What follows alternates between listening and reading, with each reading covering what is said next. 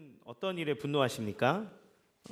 저는 되게 쪼잔한 거에 분노하던 사람이었습니다. 옛날에 제가 어렸을 때 뭐에 분노했냐면 제가 물건을 엄청 아끼고 막 깨끗하게 하는 사람이었거든요. 만화책을 어렸을 때 엄청 모았는데 이 만화책이 너무 소중해가지고 만화책이 구겨지지 않게 이렇게 봤었어요. 근데 어느 날 동생이 제 만화책을 가지고 쫙 펴가지고 온 주름 자국이 다 나도록 이걸 보고 제가 엄청 막 화가 나가지고 동생한테 야! 막 이러면서 화내고 동생은 왜 그런지 어리둥절하고 막 이랬던 기억이 납니다. 여러분 목사님 이렇게 쪼잔했던 사람입니다. 사람은 각자가 무언가를 보고 분노합니다. 근데 분노가 꼭 나쁜 건 아니죠. 어떤 것에 대해 분노하면서 그 분노가 사회를 바꾸기도 하는 힘이 되기 때문에 그래요. 어떤 사람은 사회 부조리에 대한 분노를 갖고 어떤 사람은 악함과 또 불합리함에 대해서 분노합니다. 그것이 사회를 바꾸고 더 건강하게 만드는 원동력이 되기도 하죠. 예수님은 그러면 무엇에 분노하실까? 오늘 이 성경에서 잘 보지 못했던 예수님의 모습이 나옵니다. 어마어마하게 분노하시고 화를 내시는 모습이 나와요. 예루살렘으로 오신 예수님은 그 중심인 성전으로 가셨는데 예수님께서 보신 성전은 그야말로 난장판이었습니다. 제물로 사용되는 소, 양, 비둘기 파느라 사람들이 막 시끌시끌하고 있었고 환전하는 사람들 때문에 소란스러웠기 때문에 그래요. 예수님은 이 일에 대해서 어마어마하게 분노하셨습니다. 그 분노하시는 예수님의 마음을 살펴볼 수 있는 이 사복음서의 여러 그 내용들이 있는데 마가복음 11장 15절에는 이렇게 얘기해요. 돈 바꾸는 자들의 상과 비둘기 파는 자들의 의자를 둘러 엎으시며 다 둘러 엎으신 거예요.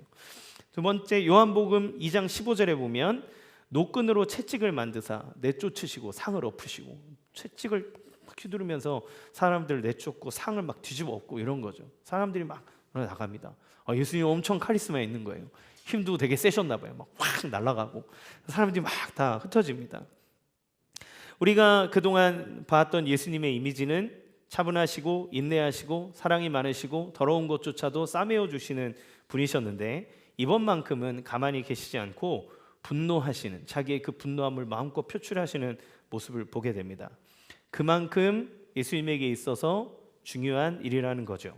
특별히 이 성전을 청결하게 하시는 사건은 사복음서 모두 동일하게 기록하고 있어요. 긴 구절이 아니지만 짧은 구절의 모든 부분에 사복음서가 기록합니다. 그만큼 중요한 행동이었고 중요한 메시지를 담고 있다라는 것을 볼 수 있어요.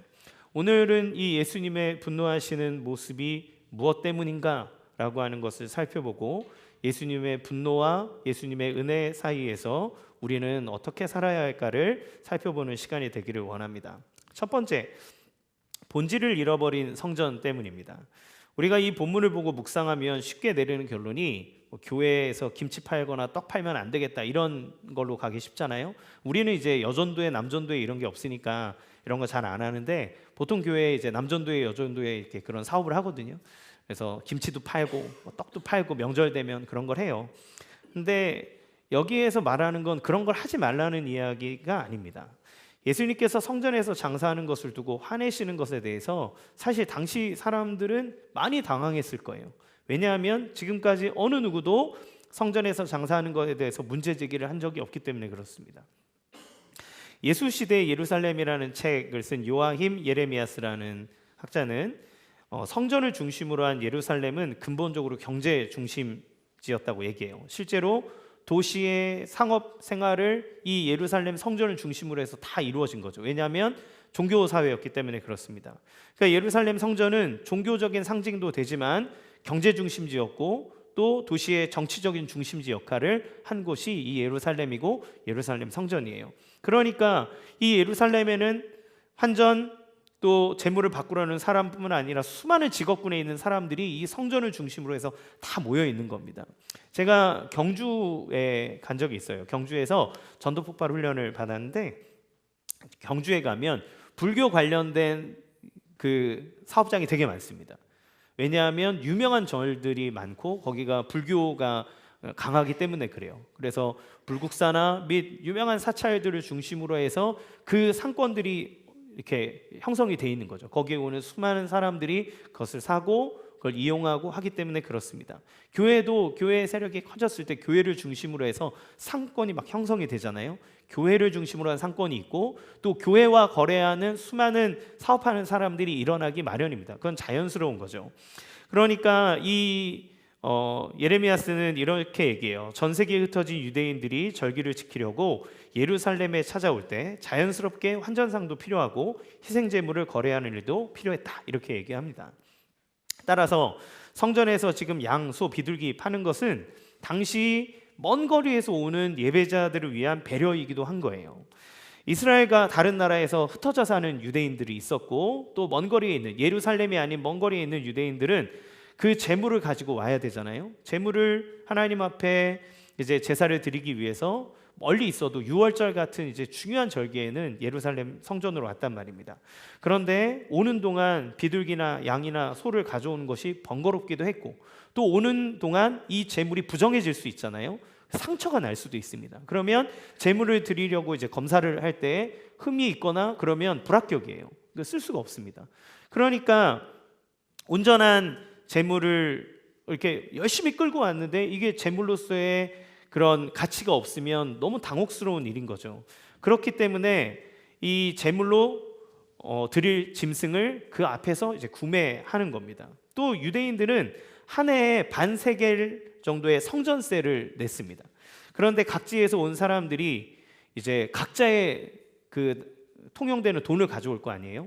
당시에 주로 쓰던 것이 로마의 화폐였고 또 두로라고 하는 나라에서 쓰던 은화라고 하는 것들이 또 통용되던 시대입니다.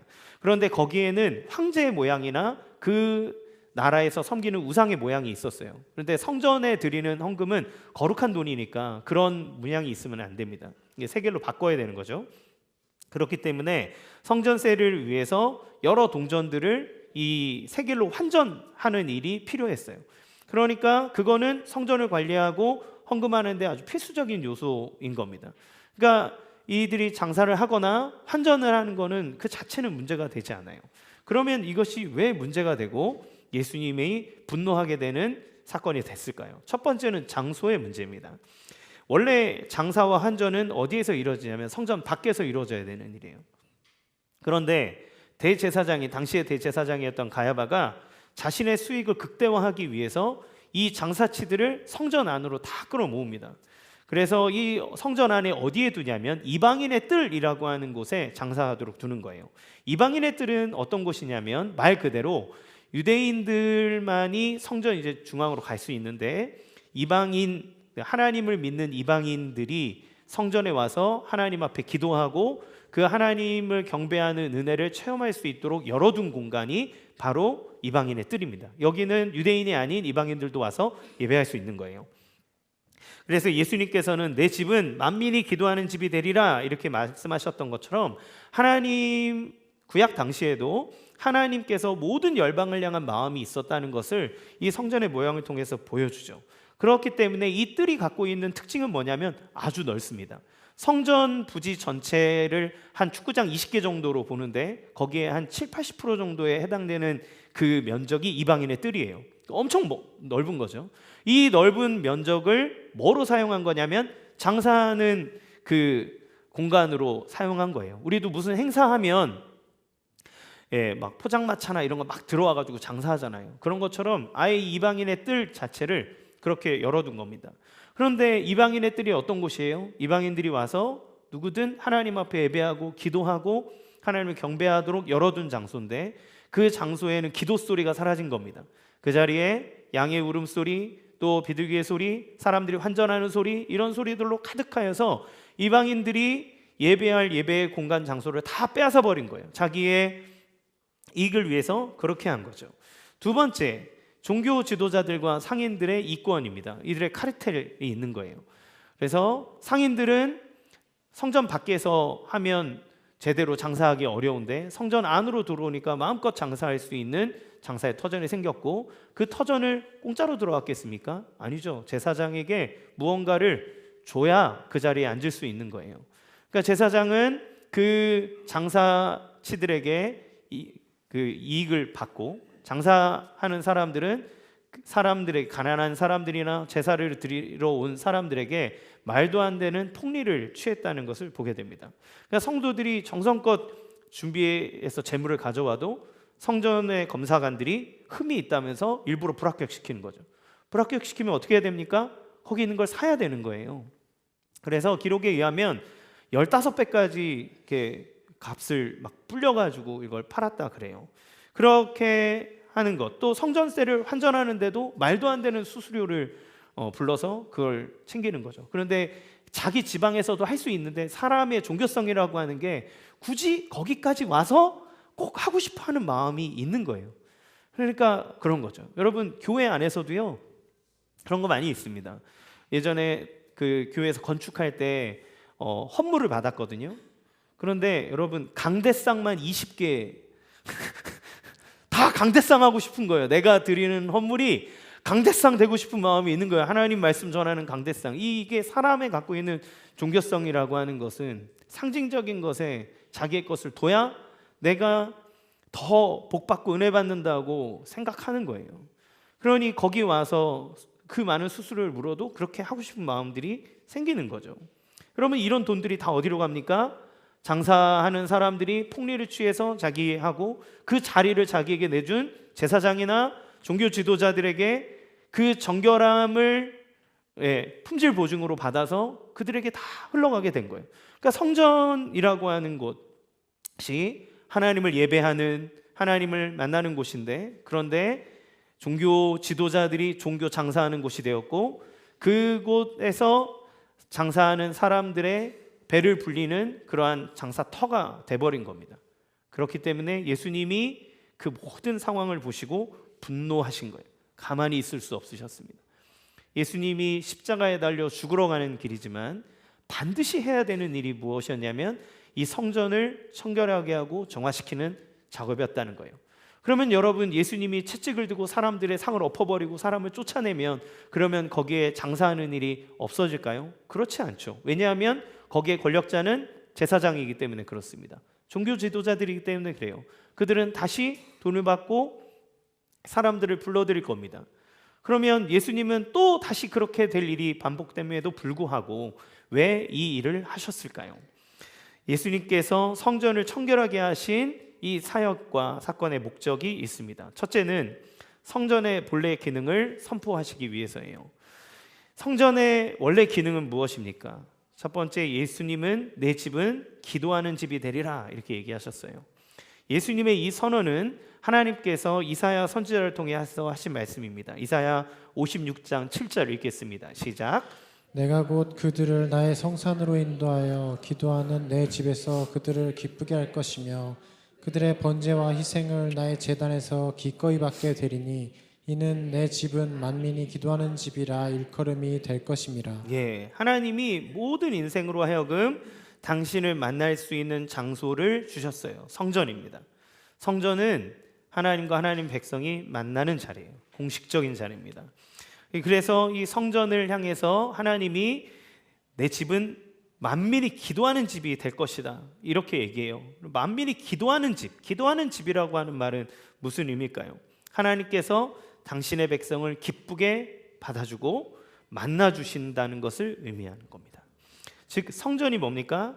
하나님과 하나님의 백성이 만나고 그 만남이라고 하는 것은 예배라고 하는 형태로 이루어지는 거죠. 따라서 기도하는 집이라는 것은 하나님과 하나님의 자녀들 사이에, 백성들 사이에 온전한 교제, 예배가 이루어지는 장소라는 것을 의미하는 겁니다. 이것이 성전의 온전한 기능이에요. 여러분, 그러면 주님을 만나면 어떤 일이 일어날까요? 왜 주님을 만나는 게 중요할까요? 우리는 하나님을 만나면 우리를 긍휼히 여기시고 깨끗게 하시며 회복시켜 주시는 은혜가 있기 때문에 그렇습니다. 그래서 마태복음에 이 성전 청결 사건의 기록을 보면 마태는 이렇게 기록하고 있어요. 마태복음 21장 14절에 보면 맹인과 저는 자들이 성전에서 예수께 나오매 고쳐주시니 이렇게 얘기합니다. 그러니까 성전에서 장사하던 사람들 싹 내쫓고 그 다음에 예수님이 계시니 아픈 사람들, 연약한 사람들, 맹인들, 저는 사람들, 성전에서 제대로 기 못 펴고 있던 사람들이 예수님께로 나오는 거예요. 예수님이 그들을 받으시고 그들을 치유하시고 고쳐주신다 이렇게 되어 있습니다. 성전은 하나님의 사람들이 주님 앞에서 온전해지는 장소입니다. 무엇으로부터 온전해집니까? 우리를 더럽게 하고 우리를 죄로 빠뜨렸던 모든 것들에 대해서 깨끗하게 회복되는 곳입니다. 우리의 영혼이 하나님 앞에 받아들여진 곳이에요. 맹인, 전은자, 이 사람들 당시에 저주받았다고 말하는 사람들이잖아요. 그런데 주님이 그들을 받으시고 그들을 치유하고 온전케 하시는 거예요. 성전은 병든 자가 오는 곳입니다. 마음이 병들고 마음이 아프고 우리의 삶의 두려움과 고통으로 헤매는 자, 하나님 앞에 감히 나갈 수 없다고 말하는 그 사람이 와서 하나님의 위로함을 받고 하나님의 받아주심을 경험하는 것, 그것이 성전이고 성전에서 드려지는 예배인 거예요. 또 여러분, 주님과의 교제 속에서 무한한 은혜를 누립니다. 여러분, 우리의 삶에 아픔이 없을 수 없어요. 삶을 뭐라고 얘기할까요? 삶은 고난의 연속이다, 이렇게 말할 수밖에 없잖아요. 문제 하나가 해결되면 또 문제가 생기고, 그 문제 해결해도 또 문제 생기고, 더 어려운 건 문제가 막 사방팔방으로 막 몰려오는데 어쩔 때는 막 버겁고 힘들고 미칠 것 같아요. 그럼 우리가 세상 살다 보면, 죄악된 세상에 살다 보면 사람한테 치이고 일에 치이고 또 하는 일들이 실패해서 치이고, 그러면 상처받고 낙심되고 넘어지고 쓰러지고 이제 못할 것 같다, 이런 마음들 들게 되고 다 그러잖아요. 그런데 주님 앞에 나오면 어떤 일이 일어납니까? 주님이 싸매어 주시는 거예요. 치유해 주시는 거예요. 회복시켜 주시는 거예요. 주님 앞에 예배하며 주의 얼굴을 구하고 주의 영광을 볼 때 주님께서 주시는 그 따뜻함과 은혜를 통해 우리는 새 힘을 얻습니다. 다시 한번 세상에 나아가 사랑할 힘을 얻습니다. 용서할 힘을 얻습니다. 삶의 무너진 영역에서 다시 한번 일어나 내가 그 일을 해보겠노라고 할 담대함을 얻을 수 있습니다. 우리가 주님 앞에 나와 예배할 때 하나님을 구해야 되는 이유는 그 하나님이 모든 만물의 근원 되시고 우리의 삶을 다스리시는 왕이시며 전능하신 분이기 때문에 그래요. 그 주님을 구하는 겁니다. 그래서 우리는 주님과의 만남이 필요합니다. 우리가 예배할 때 얼마나 많은 마음의 짐을 가져옵니까? 우리가 기도하는 자리에 얼마나 많은 세상의 어려움들을 가지고 나옵니까? 그런데 그 짐들이 주님 앞에 다 풀어지면, 주님 앞에 내려놓아지면 하나님께서 우리를 온전하게 하시는 힘과 은혜와 능력을 얻는 거예요. 또 하나님 앞에 나아가면 어떤 일이 일어납니까? 우리의 필요를 채워주시고 우리의 필요에 관심 갖는 하나님의 음성을 듣습니다. 솔로몬이 왕이 되고 나서, 어린 나이에 왕이 되고 나서 너무 두려웠어요. 그가 하나님 앞에 1,000번제를 드립니다. 1,000마리의 번제를 준비해서 하나님 앞에 드려요. 여기는 지금 번제의 숫자가 중요한 게 아닙니다. 솔로몬이 얼마만큼 하나님께 예배하는데 진심이었냐를 보여주는 거예요. 솔로몬이 온 마음과 정성을 다해서 하나님 앞에 예배를 드렸을 때 성경은 이렇게 얘기합니다. 열왕기상 3장 5절 읽겠습니다. 시작. 기브온에서 밤에 여호와께서 솔로몬의 꿈에 나타나시니라. 하나님이 이르시되 내가 내게 무엇을 줄고 너는 구하라. 솔로몬이 예배드리고 그 제단 앞에서 잠들었는데 꿈에 하나님이 나타나셔서 솔로몬에게 얘기하는 거예요. 내가 너에게 뭘 줄까? 넌 나에게 말해라. 예배할 때 주님은 우리에게 말씀하십니다. 온전히 하나님께 집중하고 하나님의 은혜를 구하는 예배 가운데 주님 우리에게 이 음성을 들려주세요. 야, 너 뭐가 필요하니? 나에게 말해라. 내가 너에게 주고 싶다. 내가 너에게 베풀고 싶다. 그것이 아버지의 마음이잖아요. 우리가 부모로서 우리 자녀들에게 무언가를 주고 싶잖아요. 해주고 싶잖아요. 그게 우리의 마음이잖아요. 아버지 하나님을 온전히 만날 때 우리는 이 음성을 듣습니다. 저도 목회하고 뿐만 아니라 제 삶을 살아갈 때 수많은 필요가 있잖아요. 저도 가만히 있는다고 그냥 아무 일 없이 살아가는 게 아니잖아요. 목사도 저도 아내가 있고 아이가 있고 삶을 살아가야 될 많은 것들이 있습니다. 영적으로 살아가지만 지극히 현실적으로 살아갑니다. 그러면 하나님 앞에 갈 때, 하나님 앞에 기도할 때 삶의 문제들, 아픔들, 어려움들, 부족함들 주님 앞에 가지고 나갈 때마다 주님 제 마음에 주시는 건, 태우야 너가 뭘 원하니 나에게 말해라. 그러면 하나님 앞에 징징대는 거예요. 하나님 앞에 얘기하는 거예요. 하나님 이것도 너무 어려워요. 힘들어요. 어려워요. 도와주세요. 주님이 지금까지 오면서 늘 채워주시고 인도해 주셨다는 것들을 부인할 수 없는 간증으로 여러분께 말씀드립니다. 주님과의 만남은 이런 거예요. 사람을 온전하게 할 뿐만 아니라 우리를 회복시키시는 그 만남이 이루어지는 것이 성전입니다. 둘째, 하나님의 말씀이 선포되고 가르쳐지는 곳이 성전이에요. 47절에 이렇게 얘기합니다. 예수께서 날마다 성전에서 가르치시니, 이렇게 얘기해요. 이것을 통해서 예수님은 성전이 하나님의 뜻이 선포되는 곳이고, 그 백성들은 하나님의 말씀을 들음으로 하나님의 뜻을 깨닫고, 깨달은 자는 그것이 자기의 삶 속에 변화를 받아 예배자로 살아가게 하는 곳임을 드러내십니다. 주님은 부단히 하나님 나라에 대해 가르치시고 하나님의 뜻에 대해서 가르치심으로써 그 말씀이 그의 삶을 변화시키도록 주님은 늘 말씀하셨어요. 성전이 어떤 곳입니까? 하나님과의 만남입니다. 하나님과의 만남은 하나님의 말씀이 우리 마음 가운데 심김으로 이루어지는 거죠. 이게 성전이 갖는 중요한 기능입니다. 그런데 문제는 뭐예요? 두 번째, 이 성전이 망했다는 겁니다. 주님이 이 성전이 망했음을 당신의 이 성전 청결 사건을 통해 드러내시는 거예요. 당시 성전은 더 이상 하나님의 영광이 머무는 곳이 아닙니다. 하나님과의 만남은 없어요. 오직 이권과 사람들의 욕망만이 가득한 곳이 성전입니다. 너무 아름답고 사람들이 감탄할 만한 건축물이었는데, 그러나 거기에 하나님이 계시지 않는 거예요. 영광이 사라진 겁니다. 마가복음 11장에서는 이 똑같은 사건을 두고 마가는 이 부분을 더 넣습니다. 뭐냐면 무화과 나무를 저주하진 사건을 이 성전 청결 사건 사이에 샌드위치로 딱 껴놔요. 마가복음 11장의 내용이 어떻게 되냐면, 마가복음에선 예수님께서 시장하셔서 제자들과 함께 가시다가 시장하시니까 무화과 나무를 보고 열매를 따먹으러 가십니다. 갔는데 무화과 나무의 잎은 무성한데 열매가 한 개도 없는 거예요. 예수님이 그 무화과 나무를 저주합니다. 이제부터 영원토록 사람이 내게서 열매를 따먹지 못하리라, 이렇게 선언하세요. 그리고 뭘 하시냐면 성전에 들어가셔서 성전을 깨끗하게 청소하십니다. 장사하는 사람들은 다 내쫓으시는 거예요. 그리고 나서 나중에 성전을 나와서 가시는데 제자들이 예수님이 저주하신 그 무화과 나무가 뿌리채 말라 있는 것을 봅니다. 선생님, 저 나무가 말랐습니다, 이렇게 얘기를 하는 거죠. 여기서 무화과 나무는 무엇을 얘기하는 걸까요? 무화과 나무가 바로 성전을 상징하는 겁니다. 무화과 나무가 저주받아 말라 죽은 무화과 나무는 무엇입니까? 성전이 더 이상 그 기능을 하지 못한 성전의 죽음을 예수님이 선언하신 거예요. 예수님은 예루살렘 성전을 바라보면서 우셨습니다. 왜 우셨습니까? 돌 위에 돌 하나도 남김없이 다 무너져 내릴 것이기 때문에 그렇습니다. 하나님의 영광이 머물지 않는 성전은 성전으로서의 의미가 없기 때문에 그래요. 그 성전은 죽었습니다. 그 성전은 망가졌어요. 이에 따라서 예수님이 성전을 청결하게 하신 일의 의도는 이 성전을 깨끗하게 해서 이 성전을 개혁해서 다시 사용하려는 의도가 아닙니다. 다른 의도가 있는 거예요. 그러면 예수님은 왜 그 일을 하셨는가? 세 번째, 진짜 성전을 세우기 위해서입니다. 요한복음에 보면 이 사건을 통해서 예수님이 의미심장하게 하신 말씀이 있어요. 뭐라 그랬냐면 요한복음 2장 19절에 이렇게 얘기합니다. 시작. 너희가 이 성전을 헐라 내가 사흘 동안에 일으키리라.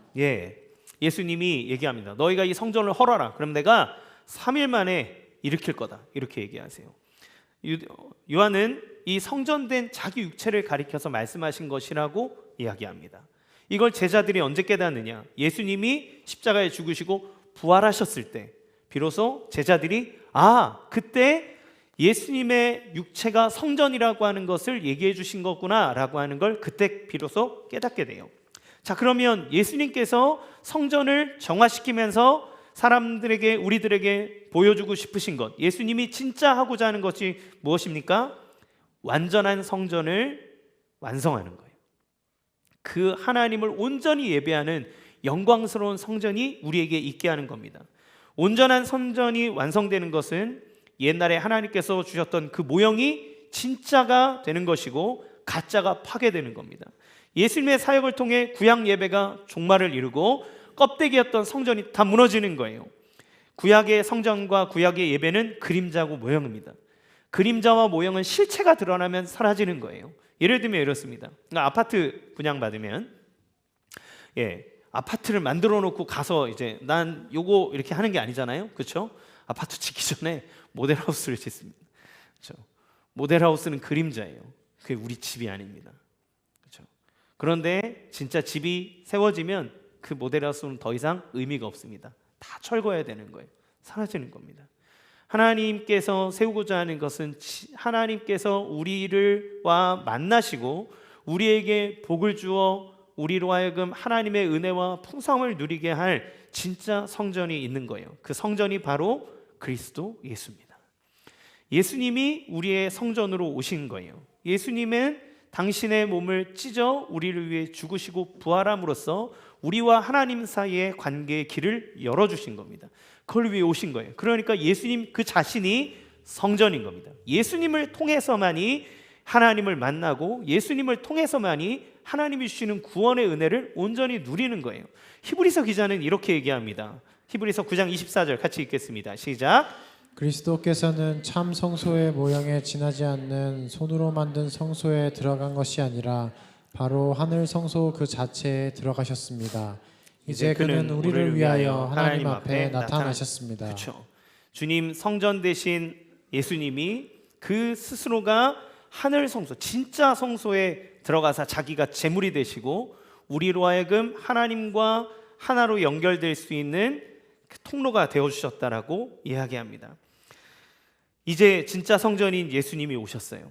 따라서 성전을 통해서만 하나님 앞에 온전한 예배를 드릴 수 있게 된 거죠. 그런데 그 온전한 성전은 더 이상 장소의 개념이 아닙니다.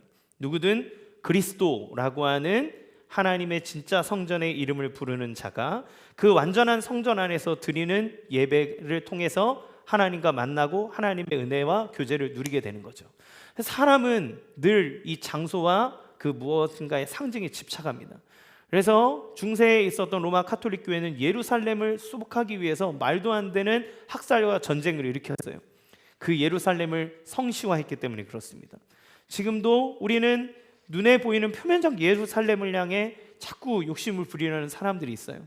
그러나 진짜 성전은 그리스도 예수를 통해서 우리에게 주어졌고 어디에서나 그리스도 예수의 이름을 부르는 자는 하나님의 거룩하신 처소에 올라가 주님을 만나고 주의 지성소 안에서 주님의 은혜와 권능과 사랑과 교제를 충만히 누릴 수 있는 길이 예수님을 통해서 열렸다고 하는 것이 성경의 증언이고 선포입니다. 그리고 그것이 예수님이 진짜 하고자 하신 구원의 사역이라는 것을 보게 돼요.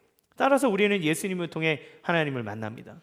예수님을 통해 하나님의 은혜를 누립니다. 예수님을 통해 하나님의 무한하신 힘과 능력과 사랑과 긍휼함과 그 모든 것들을 공급받습니다. 그리스도 예수를 통해서 그 일이 이루어진 거예요. 그러면 마지막 세 번째, 우리의 예배와 우리의 신앙생활을 함께 돌아보면 좋겠습니다. 여러분, 누가 성전을 강도의 소굴로 만들었나요? 그 성전이 강도의 소굴이 되도록 만든 것은 누구입니까? 단지 장사하는 사람들의 문제라고 생각이 드십니까? 그럼 우리가 잘 살펴봐야 되는 것은 무엇이냐면 그 일이 이루어지는데 예수님이 채찍 들고 난리치기 전에 어느 누구도 문제 삼지 않았다는 것을 기억하셔야 돼요. 어느 누구도 그것이 잘못됐다고 얘기하지 않고 있습니다. 다 와서 재물 사고 나는 이 재물 드렸으니까 하나님 앞에 용서받았고 난 구원받았고 난 하나님 복받고 그러면서 자기 마음에 위안 얻고 그렇게 살았습니다. 하나님의 영광은 없는데 하나님이 역사하지 않는데 그냥 스스로 만족하고 산 거예요. 왜 그런 일이 일어났을까? 아무도 하나님 앞에서 자기의 삶을 돌아보지 않는 겁니다. 무엇이 올바르고 무엇이 내가 무엇을 예배하고 있는지 생각하지 않는 거예요. 모두 다 동의했고 자기 편의에 따라 당연하게 그렇게 예배했습니다. 그냥 절기에 참석했고 제물을 드렸으니까 나는 할 일을 다 하는 거예요. 예레미야는 남유다가 멸망할 것을 예언하면서 지도자들을 질책했지만 그러나 유다 전체 국민들을 향해서 너희 모두가 이 성전을 더럽게 한 주범들이라고 이야기합니다. 그러면 지금 예수님께서 이 성전을 더럽힌 사람들에게 분노하고 그들을 채찍질하며 내쫓으신 이 사건이 당시 그 사람들 종교 지도자와 장사하는 사람들 유대인들만의 문제가 아니라 지금도 하나님 앞에 예배를 드리고자 하는 모든 신앙인들에게 주고자 하는 메시지가 분명히 있다는 것을 우리는 생각해 볼 필요가 있죠. 우리가 드리는 예배, 우리는 모두 다 예수 그리스도를 믿음으로 하나님의 성전이라고 성경은 얘기합니다. 하나님이 임재하시는 곳이 성전이잖아요. 그런데 우리가 예수를 믿음으로 예수가 우리 안에 내주하시니, 성령이 우리 안에 거하시니 우리는 하나님이 거하시는 전이다, 성전이다. 성경은 이렇게 얘기합니다. 그럼 여러분, 우리의 마음 안에 여러분은 무엇으로 채우고 계신가요? 먼저 우리의 마음 어떤 소리로 가득합니까? 우리의 마음의 뜰은 어떤 소리로 가득합니까?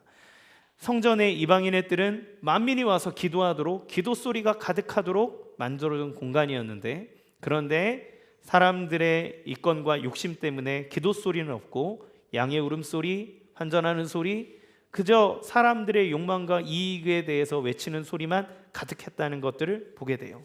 주님은 이거에 대해서 분노하셨습니다. 누가복음 19장 46절 다시 읽겠습니다. 시작. 그들에게 이르시되 기록된 바 내 집은 기도하는 집이 되리라 하였거늘 너희는 강도의 소굴을 만들었도다 하시니라. 강도의 소굴로 만든 것은 우리가 아닌가요? 여러분의 마음의 외침은 무엇으로 가득합니까? 강도의 소굴이 가진 특징이 무엇인지 아십니까? 오직 욕심만이 가득하다는 겁니다. 그들의 관심은 오직 물질에 있습니다. 사람들은 하나님을 만나러 그 성전에 들어온 게 아니에요. 돈 벌러 왔습니다. 오직 돈으로 자기 인생을 가득 채우고 싶기 때문입니다. 하나님은 우리의 필요를 채우시는 분이십니다. 우리의 먹을 것, 필요 아시고 그것들을 주기 원하시는 분이에요.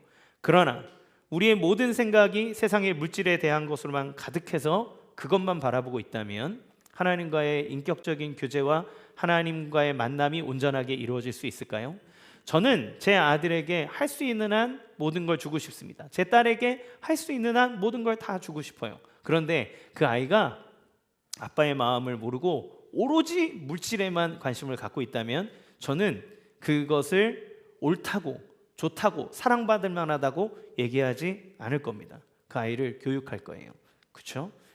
하나님은 우리에게 많은 것을 주기 원합니다. 그러나 우리에게 하나님께 오는 것이 하나님 그 자체가 아니라 하나님을 통해 무언가를 얻고자 하는 것이라면 그것은 주객이 전도된 거죠. 하나님을 바랄 때 그분을 구하는가 아니면 그분을 통해 무언가를 얻기 원하는가, 이 인생의 극명한 차이를 보여주는 두 왕이 있습니다. 하나는 사울이고 하나는 다윗이에요. 사울은 자기의 왕권을 위해서 하나님의 이름을 부르고 제사를 지냈던 사람입니다. 다윗은 어떤 사람입니까? 자기의 왕권이 아니라 하나님 그 자체를 구한 사람이에요. 다윗이 뭐라고 고백했냐면, 내가 이 화려한 왕궁의 첫날을 잇는 것보다 하나님 집에 문지기로 하루만 있고 싶다. 그게 내 소원이다. 이렇게 얘기했어요. 하나님께 고백하기를, 왕의 자리에 앉으면서 부와 기와 권력과 명예와 모든 것이 다 하나님께로부터 온 것이고 다 주님의 것입니다 라고 고백했습니다. 그렇기에 다윗은 자기의 삶 속에서 하나님 그 자체를 구하면서 다니니 그 삶 속에 하나님의 은혜와 도우심을 얼마나 얻었겠습니까? 그 얘기가 고난이 없었다는 이야기가 아니에요. 다윗만큼 고난을 많이 당한 사람도 없을 겁니다. 그의 인생의 대부분을 도망자로 보냈고 수천만의 사람들이 그를 죽이려고 현안된 것이 다윗의 인생이에요. 그런데 그럼에도 불구하고 천만인이 그를 죽이려고 달려들어도 그를 죽일 수 없는 것이 다윗의 인생입니다. 그가 왕이 되었을 때 자기 아들이 반역을 일으킵니다. 다윗은 미련 없이 왕권을 내버려두고 도망갑니다. 하나님에게 자기의 인생을 맡겨드려요. 주체적이지 않아서 수동적이어서 그럴까요? 아니요. 다윗처럼 자기의 인생을 주체적으로 산 사람이 없습니다. 그럼에도 불구하고 자기의 삶을 하나님 앞에 올려드리며 하나님 그 자체를 구하는 삶을 살 때 하는 인생에 맞닥뜨릴 수밖에 없는 수많은 고난의 현장에 있다 하여도 그를 넘어뜨리고 쓰러뜨릴 수 없는 영적으로 강인한 사람이 되어 있다는 걸 보게 되죠. 또 강도의 소굴에는 죄가 가득하지만 회개는 없다는 겁니다. 절대 회개하지 않습니다. 그 많은 일들이 하나님 앞에 가증한 일들이 계속 이루어지고 있음에도 제사장의 직분을 갖고 있던 일반 상인이 되었든 아무도 회개하지 않는다는 거예요. 여러분, 우리의 삶에 죄가 가득한데 하나님 앞에 나와 막 예배하고 손들고 그런다고 그것을 기뻐할 거라 생각하십니까? 아닙니다. 주님은 회개해야 된다고 말합니다. 우리의 삶에 연약함과 아픔과 더러움이 있다면 그것들은 주님 앞에 올려드리고 삶과 마음을 돌이켜 하나님의 거룩하심을 향해 나아가고자 하는 마음이 참 예배자요 주님을 매 성전된 사람으로서의 자세인 거죠. 여러분, 또 우리의 예배는 얼만큼 준비되어져 있습니까? 매 순간마다 이 이스라엘에서는 절기 또 안식일 수많은 것들을 지키면서 많은 종교적 행사들을 해왔어요. 그런데 그것이 그들을 새롭게 할 수 없었습니다. 왜냐하면 그들은 그 타성에 젖어 있었기 때문에. 하나님은 이사야 선지자를 통해서 또 하박국 선지자나 또 많은 선지자들을 통해서 얘기하시기를 너희가 손을 들고 나한테 예배를 드리는 그 모든 행위가 너무 역겹다. 보고 싶지 않다. 손을 거둬라. 너의 손이 피가 가득하고 너의 삶이 더럽고 회개하지 않고 그리고 그저 기계처럼 드리는 그 예배를 나는 받고 싶지 않다. 주님은 그렇게 얘기하세요. 여러분, 우리가 매주 드리는 예배 얼만큼 사모하면서 오십니까? 얼만큼 기도로 준비하며 오십니까? 예배 가운데 얼만큼 하나님을 기대하며 오십니까? 여러분, 하나님의 은혜는 동일하게 이 시간에 부어집니다. 그러나 그 사람의 마음의 문이 얼만큼 열려 있느냐에 따라 그 은혜를 누리고 체험하는 강도는 전혀 다르게 나타나는 거예요. 두 번째, 하나님의 말씀이 내 마음을 울리고 있는가? 예수님은 성전에서 말씀을 가르치셨습니다. 말씀은 하나님의 뜻입니다. 하나님의 뜻이 선포되는 이유는 무엇이냐면 우리로 하여금 온전하게 하고 하나님의 뜻이 우리를 통해 세상 가운데 펼쳐지도록 하기 위해서입니다. 예수님을 믿는 신앙은 교회에서 눈물 흘리고 감동받고 은혜받고 끝나는 것이 아니라 삶의 현장으로 갔을 때 비로소 진가를 드러내는 겁니다.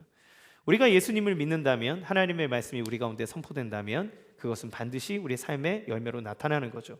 로마서 12장 1절에서 2절 이렇게 얘기합니다. 읽겠습니다. 시작. 그러므로 형제들아 내가 하나님의 모든 자비하심으로 너희를 권하노니 너희 몸을 하나님이 기뻐하시는 거룩한 산 제물로 드리라.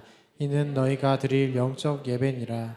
너희는 이 세대를 본받지 말고 오직 마음을 새롭게 함으로 변화를 받아 하나님의 선하시고 기뻐하시고 온전하신 뜻이 무엇인지 분별하도록 하라. 아멘. 예수님을 믿는 것은 어느 한 시점에 하나님의 자녀가 됐기 때문에 끝나는 것이 아니라 하나님의 자녀가 되었기에 하나님의 자녀로서 예수님을 닮아가는 여정 속에 있는 겁니다.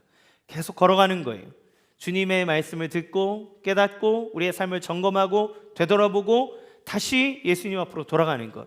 그런데 놀라운 은혜가 무엇이냐면 성전이 무너지는 것처럼 더 이상 망하고 죽는 일이 없다는 겁니다. 그리스도께서 우리를 위하여 죽으시고 부활하사 우리의 온전한 제물이 되고 우리를 구원하시는 구원의 통로가 되어주셨기 때문에 이제 누구든 우리가 연약하고 실수하고 넘어진다 하여도 그리스도의 이름을 부르며 회개 자리로 나가 하나님의 말씀에 반응하며 삶을 돌이키는 자는 날마다 새롭게 되는 그 은혜를 누리는 거죠.